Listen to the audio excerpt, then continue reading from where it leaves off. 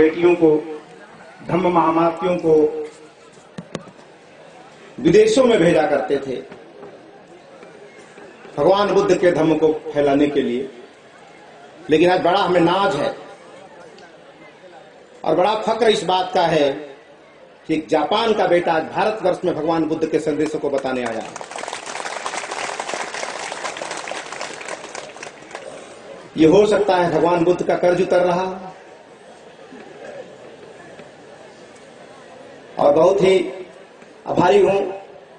और आज इस लटिया की पावन धरती आपको पाकर धन्य हो गई। हमारे धर्मगुरु जापान से आए हुए और हमारे बीच में उपस्थित हमारे मुख्य अतिथि के रूप में आए डॉक्टर सतवीर सिंह सैनी जी, जो एक धनी आदमी तो है ही हैं, बड़े आदमी भी हैं। क्योंकि धनी होना अलग बात है और बड़ा आदमी होना अलग बात है।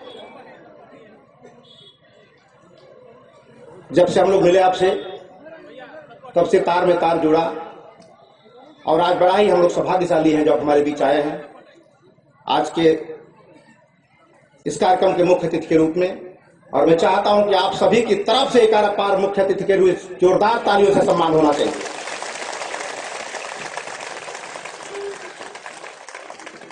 हमारे बीच धर्मगुरु लामा लोकजन जी, हमारे राष्ट्रीय अध्यक्ष डॉक्टर दीनानाथ मौर्य जी, हमारे राष्ट्रीय महाप्रबंधक माननीय सत्यनारायण मौर्य जी, राष्ट्रीय महासचिव शत्रुघ्न सिंह साख्य जी, राष्ट्रीय संयोजक राजेश कुमार मौर्य जी, सांस्कृतिक कमान संभालने वाले और आज के मंच के संचालक और ओज व्यंग्यकार कुमार प्रवीण जी, पूर्वांचल के प्रभारी डॉक्टर रविंद्र जी, बिहार प्रदेश के प्रभारी दयानंद मौर्य जी और बहुत सारे हमारे वक्ता जो पहले बोल गए, उनका स्वागत अभिनंदन करता हूं। और आज एक किताब विमोचन होने वाली है, वैज्ञानिक गाथा, जिसके लेखक हमारे बीच बैठे हुए हैं डॉक्टर कृष्णानंद जी। आज हमारे अतिथियों के माध्यम से आपका इस किताब का विमोचन होगा, क्योंकि आपने बड़ा ही बहुत सारी गाथाएं सुनी होगी। जिन्होंने कुछ नहीं किया उनकी गाथाएं आपने खूब सुनी होगी, लेकिन जिसने बल्ब जलाया उसकी गाथा आपने नहीं सुनी होगी। बल्ब भी जलाते हैं लोग तो बोलते हैं जय हो लक्ष्मी जी, जिससे लगता है कि बल्ब की सर्किट लक्ष्मी जी ने ही जोड़ा है। लेकिन उस चीजों पर कुठाराघात करते हुए और सच्चाई को उजागर करते हुए हमारे बीच कृष्णानंद जी उपस्थित हैं। उन्होंने बड़ी शानदार एक किताब लिखी है, आपके बीच विमोचन होगा, आपके बीच जाएगी। तो मैं चाहता हूं कृष्णानंद जी, आपका स्वागत अभिनंदन मैं अपने मन से करता हूं। और मैं चाहता हूं कैसे लेखक के लिए जोरदार तालियां होनी चाहिए आपके बीच। सबका स्वागत अभिनंदन करते हुए तमाम उत्तर प्रदेश, बिहार, झारखंड, दिल्ली और पंजाब विभिन्न प्रांतों से जो लोग इसमें आए हैं लटिया महोत्सव में, आपका स्वागत अभिनंदन करता हूं। और आज जो बड़ा ही गजब का जो काम मोहतरमा रसूलन बीबी को सम्मानित करके किया गया है, निश्चित रूप से सम्राट अशोक क्लब बड़ा गर्वान्वित है उनका सम्मान करके। क्योंकि चंद लम्हे महकते हैं इत्र की बौछार से, मात्र चंद लम्हे महकते हैं इत्र की बौछार से, और केवल कुछ समय तक शाम और शहर महकती है फूलों की बौछार से, पर पीढ़ियां महकती रहती हैं वीर अब्दुल तेरे खुशबुए किरदार से। ऐसे लोगों से पीढ़ियां महकती रहती हैं। आने वाली पीढ़ियां, आदमी है चाहे ना हो, लेकिन उनकी सुगंध आज भी बरकरार है। और उसी सुगंध का नतीजा है कि आज हम लोग मोहतरमा रसूलन बीबी का सम्मान किए हैं। और मैं पूरे सम्राट अशोक क्लब की तरफ से मैं उनका तहे दिल से शुक्रिया अदा करता हूं, बड़ा अदब करता हूं, खैर मकदम करता हूं। और मैं चाहता हूं एक बार जोरदार आपकी तरफ से तालियां होनी चाहिए। साथियों, आज का जो विषय है भारत का संविधान और आम जनमानस, ये एक ऐसा विषय है कि जब अपने लोगों में मैं घूमता हूं, लोगों को जब देखता हूं, तो जो उन्हें जानना चाहिए वो नहीं जानते हैं, और जो नहीं जानना चाहिए उसे रटे बैठे हुए हैं। तो यह देश जो है संविधान से चलता है। आम जनमानस इसे सिर्फ कोर्ट कचहरी तक का वस्तु समझता है कि संविधान मतलब कोर्ट और कचहरी, लड़ाई और मुकदमा। अगर जो लोग ऐसा समझते हैं संविधान के बारे में, मेरे ख्याल से उनकी धारणा ये ठीक नहीं है। क्योंकि एक संविधान का जो सपना है, एक अच्छा भारत और एक अच्छा भारतीय बनाना, लेकिन इसी देश में बहुत सारे लोग बीच में बोलते हैं तो पता नहीं व्याकरण का ज्ञान नहीं है या जानबूझ के गलती बोलते हैं, ये समझ में नहीं आता। कहते हैं कि अमेरिका में रहने वाला जैसे अमेरिकन है, जापान में रहने वाला जापानी है, उसी तरह भारत में रहने वाला हिंदुस्तानी है। शायद व्याकरण ठीक नहीं है, और ऐसा जो कहते हैं उसकी भावना ठीक नहीं है।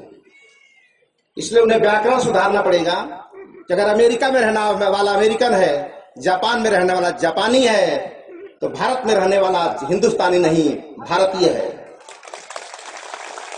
भारतीय है कि क्यों ही जो ही प्रतिक्रिया की कुछ बातें करते हैं तो विलोम सब तुरंत पैदा हो जाता है। जब भारत कहते हैं तो इसका कोई विलोम नहीं होगा, लेकिन यही हिंदुस्तान कहते हैं तुरंत पाकिस्तान विलोम हो जाता है, उसका तुरंत विलोम हो जाता है, उल्टा। इसीलिए जो भारतीय संविधान की रचना की गई है, ये सब कुसंस्कारों से दूर करने के लिए, क्योंकि भारतवर्ष में दो संस्कृतियां शुरू से संघर्षरत रही है। एक ऐसी संस्कृति रही है जो छूत अछूत, ऊंच नीच, ढोंग पाखंड को बढ़ावा देती रही है, जो हिंदुस्तानी संस्कृति है। और एक संस्कृति जो समता, समानता, करुणा, आपसी भाईचारा, जीवों पर दया को बढ़ावा देती रही है, वो भारतीय संस्कृति है। और आजादी के बाद गुलामी के दौर में हमारा देश, ये हिंदुस्तानी संस्कृति और भारतीय संस्कृति दोनों आपस में घालमेल हो गई थी। पता ही नहीं चलता था कि कौन सी हिंदुस्तानी संस्कृति है और कौन सी भारतीय संस्कृति है। तो हमारे संविधान निर्माताओं ने उस भारतीय संस्कृति को फिर से स्थापित करने के लिए एक संविधान की कल्पना की, जो संविधान आज हमारे बीच में है।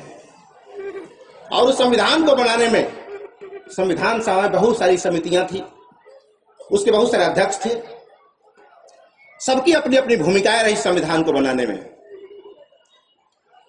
और सारी समितियों के अध्यक्षों का स्वागत अभिनंदन करता हूं, लेकिन विशेष रूप से अगर बाबा साहब अम्बेडकर अगर उस संविधान सभा में न होते तो मुझे नहीं लगता कि इतना बढ़िया संविधान बन के तैयार हुआ होता। उनका स्वागत अभिनंदन करता हूं। और जो संविधान की रचना की गई तो भारतीय संस्कृति को पुनः स्थापित करने के लिए, और वो भारतीय संस्कृति की ही पूरी झलक हमारे संविधान के प्रियम्बलम में है, उसके उद्देशिका में है। लेकिन कितने लोग उद्देशिका जानते हैं? जो हमें जानना है वो नहीं जानते। हनुमान चालीसा सबको याद है, कुरान की आयतें सबको याद है, लेकिन किसी व्यक्ति को संविधान के प्रियम्बलम और उद्देशिका नहीं याद है। हमारे ख्याल से यह देश का दुर्भाग्य है। 100% लोगों ने गीता और कुरान देखा है, लेकिन 99% लोगों को चैलेंज करता हूं कि उन्होंने संविधान नहीं देखा है। संविधान देखा भी होगा तो लेखकों की सटीकाएं देखा होगा किताब में, मार्केट में। जो मूल संविधान जो हमारे मंच पे रखा हुआ है, ये किसी ने नहीं देखा होगा। एक बार लखनऊ में कार्यक्रम हो रहा था, एक चौरसिया जी थे, जब कार्यक्रम खत्म हो गया तुरंत मंच पर आए, बोले कि डॉक्टर साहब संविधान के साथ आपका मेरे साथ एक फोटोग्राफी हो जाए। 24 साल हमारी वकालत करते हो गई, लेकिन आज तक मैंने संविधान नहीं देखा था, आपने दिखा दिया। तो ये मत समझिएगा कि सारे वकील संविधान देखे हुए हैं। एक बार एक जज के यहां गया था मैं अपने कार्यक्रम का चीफ गेस्ट बनाने के लिए। तो उन्होंने कहा कि वहां क्या बोलना है, तो हमने कहा संविधान के ऊपर बोलना है। तो बोला संविधान में क्या बोला जाएगा, हम लोग को तो धाराएं याद है खाली संविधान की, किससे कौन सा दंड मिलता है। तो हमने कहा क्या कत्ल करने के बाद ही संविधान की जरूरत पड़ती है, या कत्ल हो ही ना ऐसा भी संविधान में कुछ होगा। चोरी करने के बाद ही सजा लिखी है, या समाज का माहौल ऐसा बना जाए कि चोरी हो ही ना, ऐसा भी संविधान में लिखा होगा। संविधान चोरी करने के बाद सजा देने का नहीं है। ये अच्छा स्वस्थ समाज बने, एक स्वस्थ भारत बने, संविधान इसके लिए भी है। तो बोले क्या बोलना है, तो हमने बोला प्रियम्बलम जो आपकी उद्देशिका है उसी को तो बोलना है। तो बोला पढ़ाई छोड़े बड़ा दिन हो गया, प्रियम्बलम कहां याद है। तब मुझे लगा कि इस देश में हिंदू और मुसलमान के मुसलमान के नाम पर लड़ाई हो रही है, ये कोई आश्चर्य नहीं है। आश्चर्य नहीं है, क्योंकि यह देश गीता और कुरान से नहीं, भारत के संविधान से चलता है। अभी 5 तारीख को लखनऊ में एक कार्यक्रम था, अखंड भारत महोत्सव। हमारे महामहिम राज्यपाल महोदय उसके चीफ गेस्ट थे। उस मंच पर मैंने एक बात कही कि मैं आम लोगों से जब पूछता हूं कि आपका जीवन कैसा चल रहा है, तो लोग बोलते हैं कि ऊपर वाले की कृपा से बड़ा अच्छा चल रहा है। तो मैं कैसे समझाऊं कि ऊपर वाले की कृपा से आपका जीवन अच्छा नहीं चल रहा है, ये भारत के संविधान की कृपा से आपका जीवन अच्छा चल रहा है। अगर संविधान ना होता या जब नहीं था, तो सोच लो अपना जीवन आज से 50 साल पहले जब संविधान नहीं था तो क्या हालत थी सब। आज इस संविधान के होने पर जब इतना अत्याचार हो रहा है, तो संविधान नहीं होगा तो गले में घंटी और चूतर पर झाड़ू था, इसमें कोई आश्चर्य नहीं था। लोग कहते हैं गर्व से कहो हम हिंदू हैं। अपने आप को हिंदू कहते हो तो कोयरी अहिर चमार होने का भ्रम होता है।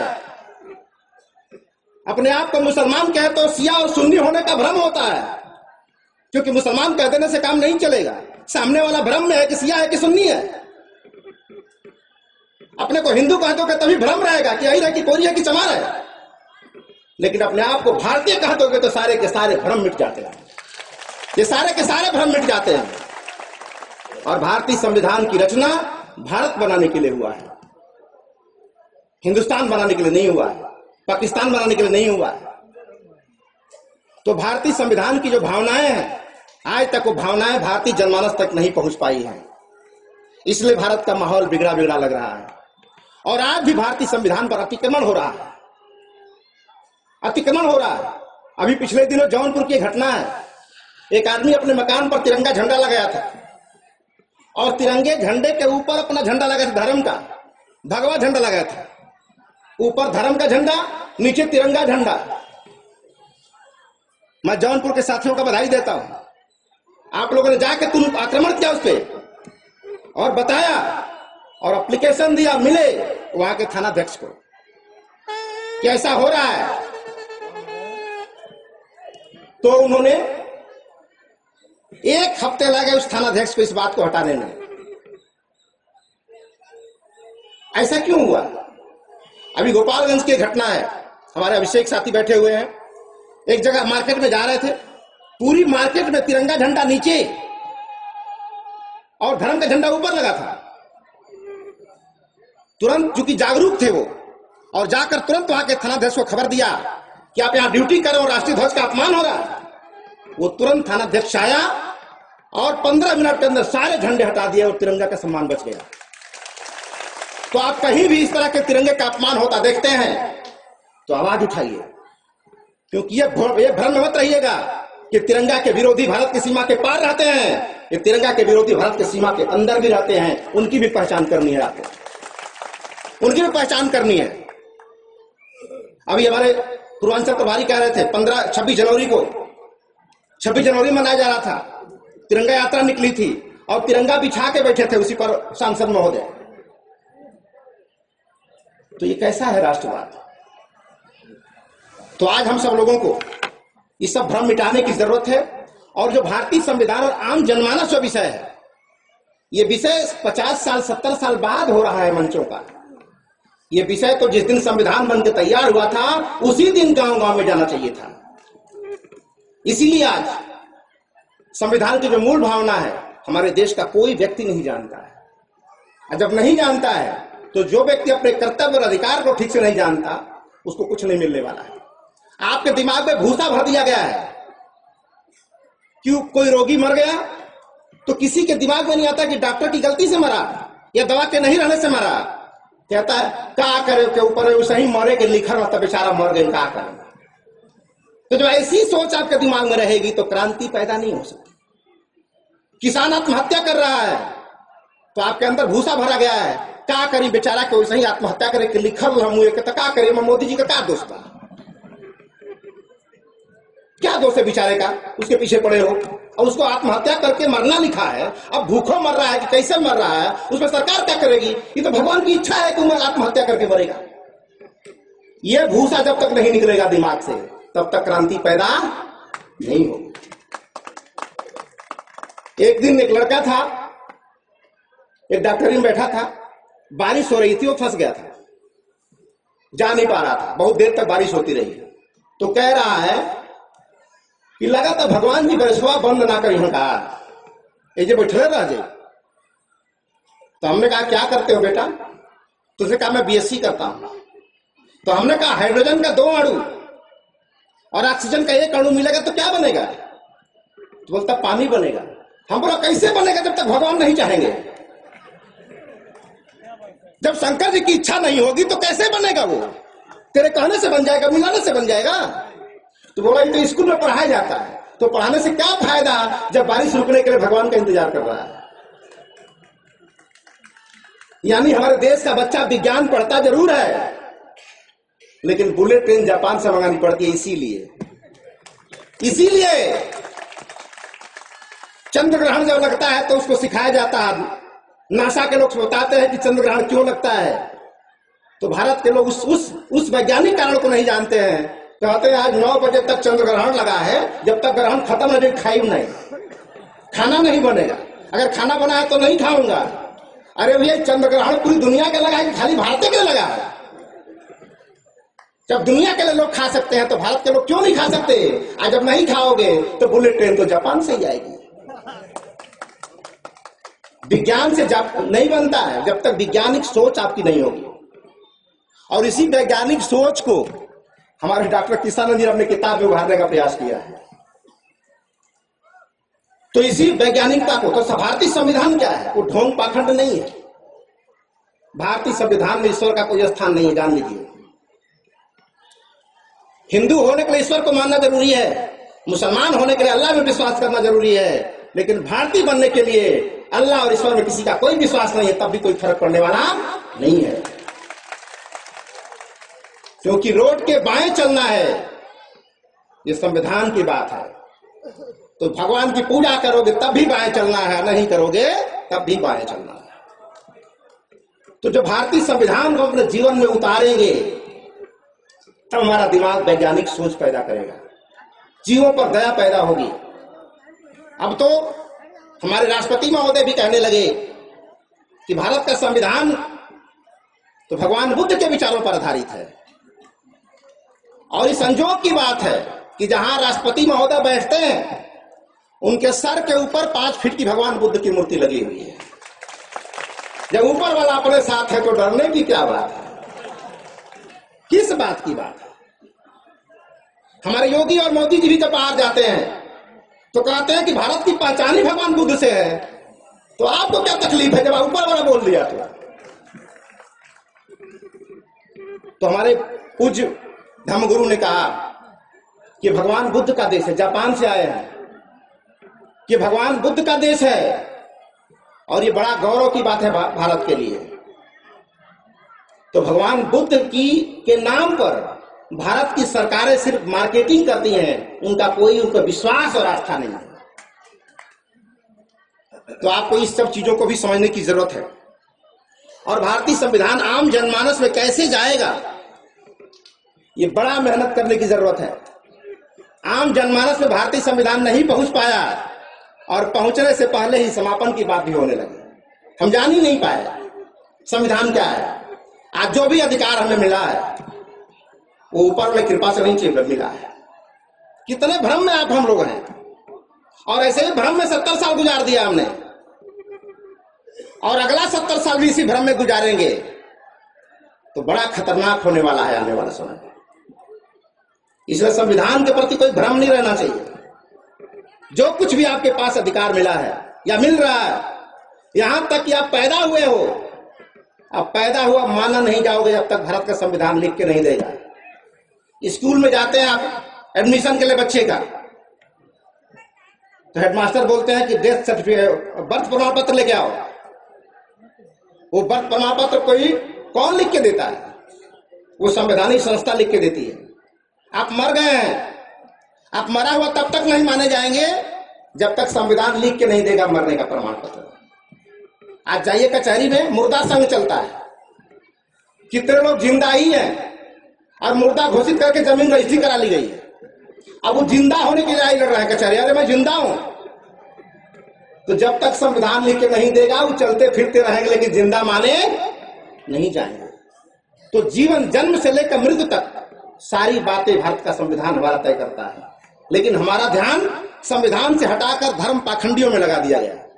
इसलिए हम उधर से ध्यान हटा के धर्म पे उलझे पड़े हुए हैं। इसीलिए हम इन सारी चीजों को धीरे धीरे धीरे धीरे समझे और समझाएं, और जैसे समझते जाएंगे, समझाते जाएंगे, ये भ्रम मिटता चला जाएगा।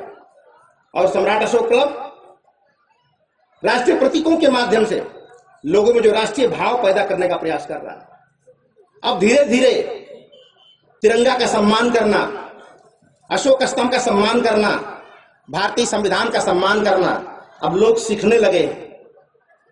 अपने कार्यों में भी तिरंगे को स्थान देने लगे हैं। ये हालांकि बेबाक बुनियाद है, ये भारत जैसे बात देश में नहीं कहना चाहिए। इस देश का राष्ट्रीय ध्वज है वो, और इसी देश में बहुत जगह कहीं उल्टा तिरंगा, कहीं सीधा तिरंगा, कहीं बिना चक्र वाला तिरंगा, कहीं अशोक स्तंभ की जगह पर भेड़िया, इस तरह की बात। कहीं अशोक स्तंभ छपा है तो उसके नीचे सत्यमेव जयते लिखा ही नहीं है।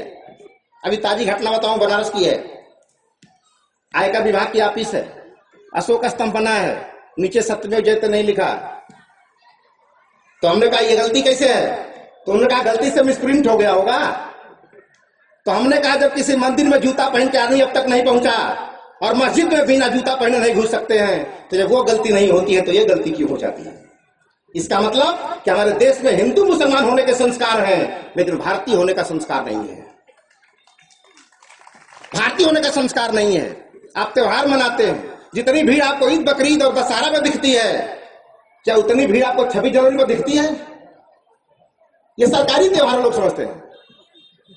ये तो सरकारी त्योहार है, स्कूल में मनाया जाता है। ये बच्चों का त्योहार है 26 जनवरी। उनको पता ही नहीं है कि इस देश के हिंदू मुसलमान का त्योहार है, इस देश के माँ बहनों का त्योहार है। जो बच्चा अभी पैदा नहीं हुआ है उसका भी त्योहार है 26 जनवरी, क्योंकि पैदा होने से पहले उसको जो जो अधिकार मिलता है वो भारतीय संविधान देता है उसे। अभी पैदा नहीं हुआ है, लेकिन पैदा होने से पहले उसे क्या क्या अधिकार मिलना चाहिए वो संविधान उसे देता है। पैदा होने के बाद उसके साथ दुर्व्यवहार ना हो वो भी संविधान उसे देता है। एक पोखरा है, एक पेड़ है, पेड़ ने आप लगा दिया, अपने पेड़ को लगाने का अधिकार है आपको, लेकिन काट नहीं सकते आप, क्योंकि जो ही काटेंगे भारतीय संविधान में घेर के पकड़ लेगा आपको। तो पहले परमिशन लो कि काटेंगे कि नहीं काटेंगे।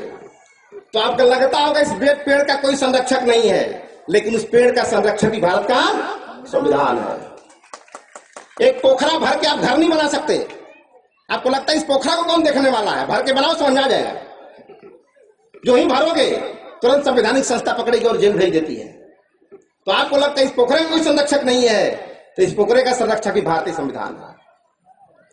तो ये छोटी छोटी पहलुओं को तो हमें सबको जानना चाहिए। अब तक भारतवर्ष में क्यों नहीं बताया गया?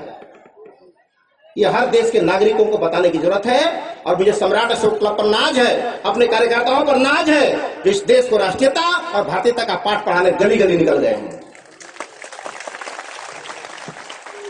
तो बहुत ज्यादा न कहते हुए, क्योंकि ये कार्यक्रम काफी देर से चल रहा है और इतना कष्ट सह करके जो हमारे अतिथि हमारे बीच आते हैं, लेट आए हैं, लेकिन लेट आने में इनका कोई दोष नहीं है, क्योंकि ऐसे पंक्चुअल लोग हैं लोग कि 5 मिनट पहले नहीं पहुंचेंगे तो 5 मिनट देर नहीं पहुंच सकते, लेकिन अब फ्लाइट इनके हाथ में नहीं, तो ऊपर वाले की मर्जी है, क्या करेंगे?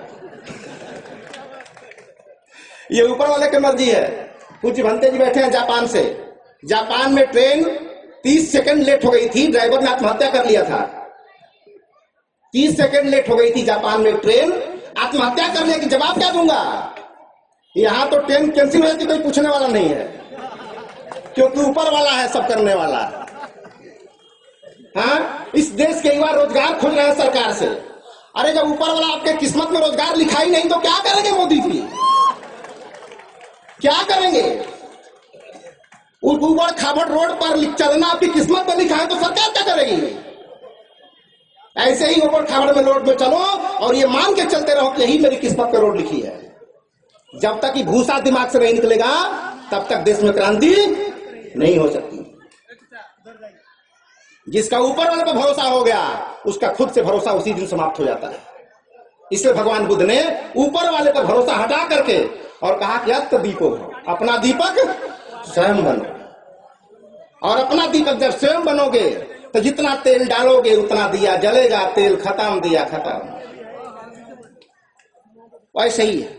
तो ये सब चीजों को जब तक आप अपने दिमाग से निकालेंगे नहीं, हमारी बातें जरूर आपको धर्म विरोधी लग रही होंगी, लेकिन ये धर्म विरोधी जरूर हो सकते हैं, लेकिन मानवता का विरोधी नहीं हो सकती हो। सारी बातें हमारी बातें धर्म विरोधी हो सकती हैं, किसी धर्म के खिलाफ हो सकती हैं, लेकिन इंसानियत के खिलाफ हमारी एक बात भी नहीं है।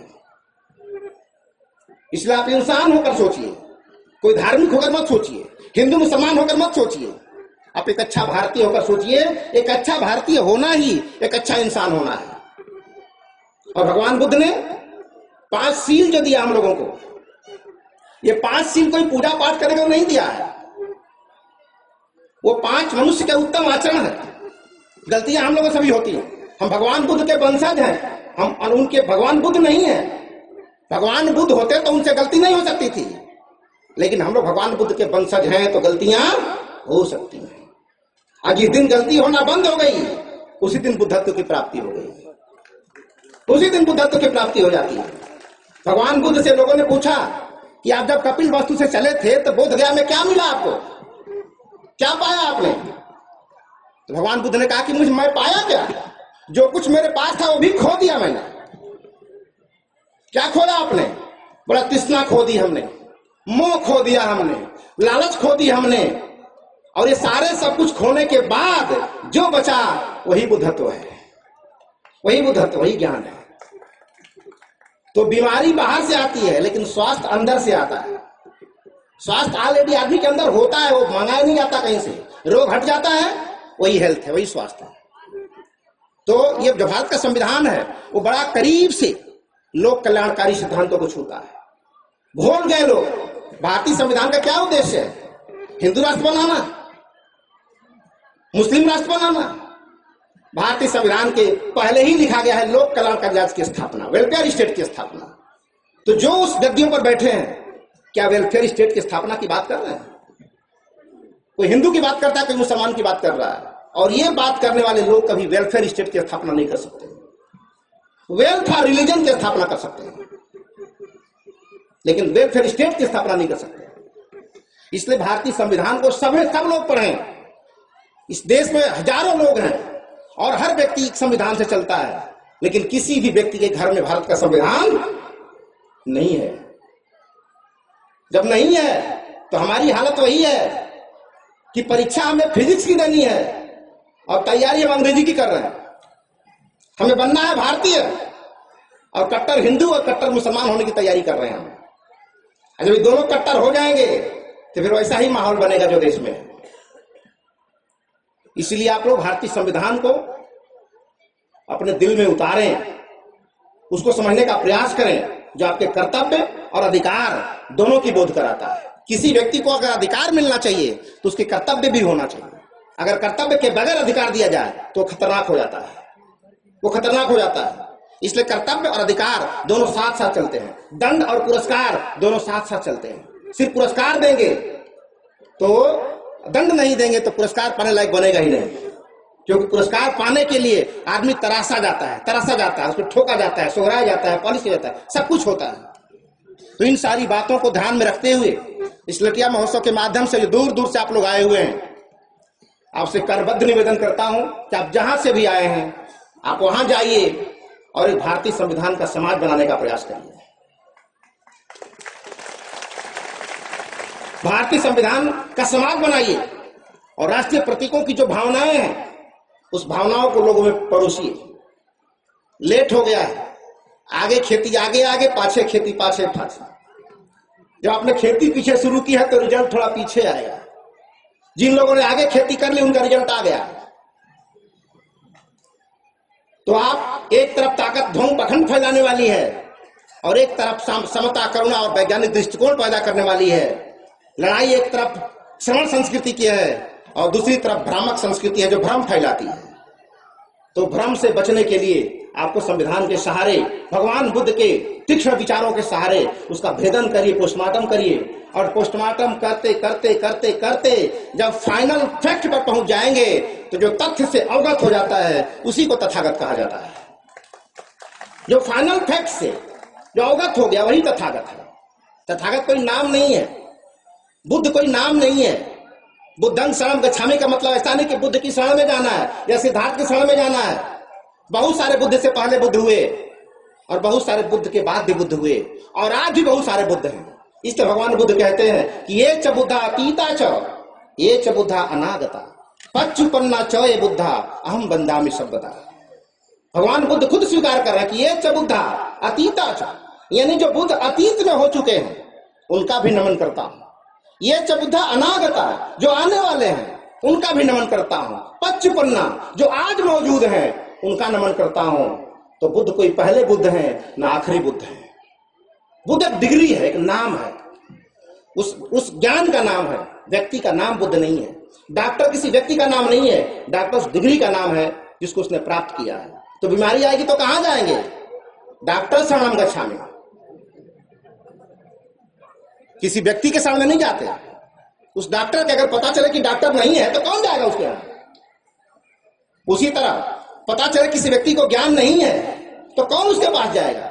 इसलिए हम लोग नमो बुद्धाय कहते हैं, क्योंकि किसी व्यक्ति का नमस्कार तभी किया जाता है जब उसके पास बुद्धि है, विवेक है। आप दिया को जब नमन करते हैं तो कब करते हैं? तब करते हैं जब दिया जलती रहती है। आपने कभी बुझे हुए दीपक को नमन नहीं किया होगा। वो ज्योति जब तक है तब तक नमन की जाता है, ज्योति खत्म, सीसी बोतल का काम खत्म।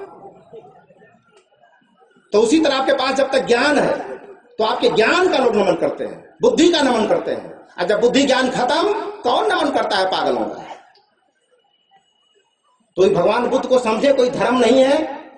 और सबसे मजे की बात है, गुरु जी ने कहा, लामा लोबजंग जी ने, कि दुनिया के सारे धर्मों को ग्रहण करने के लिए धर्म परिवर्तन करना पड़ता है, अपने शारीरिक भौगोलिक स्थिति बदलने पड़ते हैं, एनाटॉमिकल चेंज करने पड़ते हैं।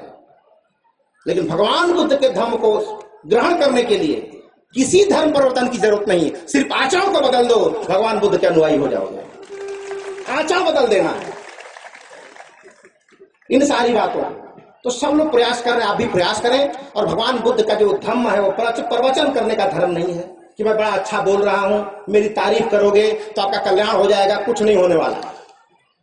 मेरी तारीफ करने से कुछ नहीं होने वाला है, मैं आपका तारीफ करूं कुछ नहीं होने वाला है। और नाव को अगरबत्ती दिखाऊं तब भी होने वाला नहीं है, जब तक नाव में बैठकर पतवार नहीं चलाएंगे। अब पतवार गलत दिशा में भी हो सकती है और पतवार सही दिशा में भी हो सकता है। तो गलत दिशा में गया तो उसके जिम्मेदार भी आप भी हैं, और सही दिशा में गया तो उसके जिम्मेदार भी आप हैं। कौनो ऊपर वाला इसके लिए जिम्मेदार नहीं है।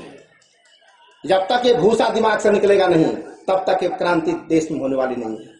इसलिए बहुत ज्यादा कहते हुए आप सबका स्वागत अभिनंदन करता हूं। हमारे अतिथि हमारे बीच आए, आपका अभिनंदन करता हूं। और हमारी माताएं बहनें हमारी कहती है कि लटिया महोत्सव में आते हैं तो हम लोगों को तो कुछ मिलता ही नहीं है। मिलता सबके लिए है, लेकिन लेना चाहिए। अब ये अलग बात है कि हम वो काल्पनिक कहानी नहीं कह सकते जो कहानी सुन के आपको अच्छी लगती है। एक राजा था, वो वन में शिकार खेलने गया। वो ब्राह्मणों की बड़ी सेवा करता था।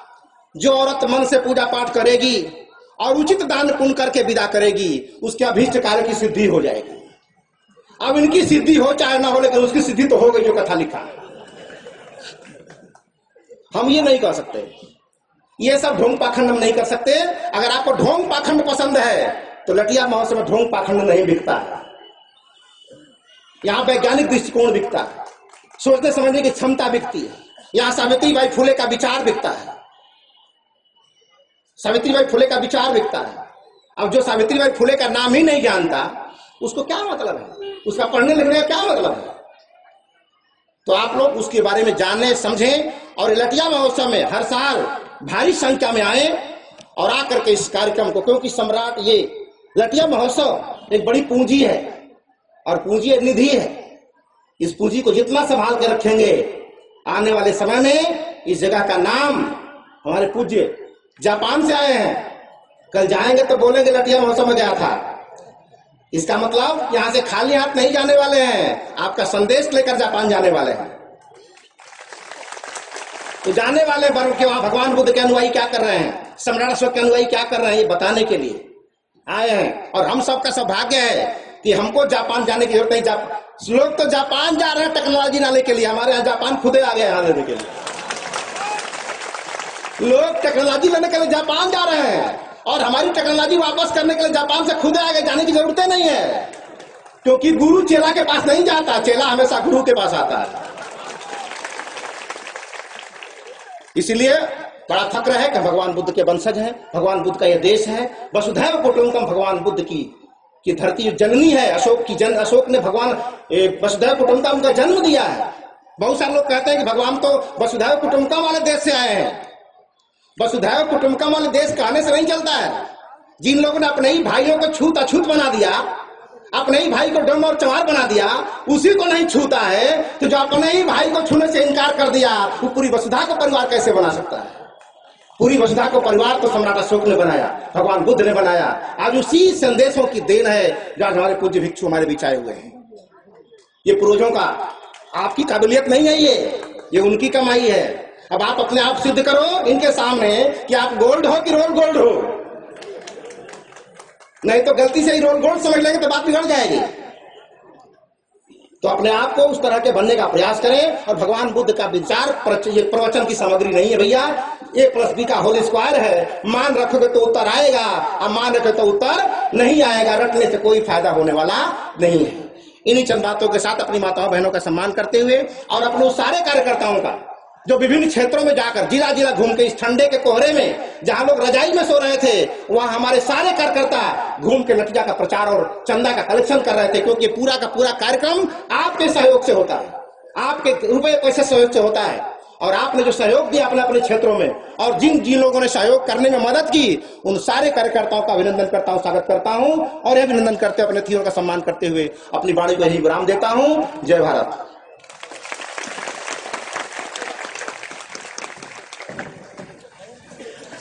बहुत बहुत धन्यवाद। 2-3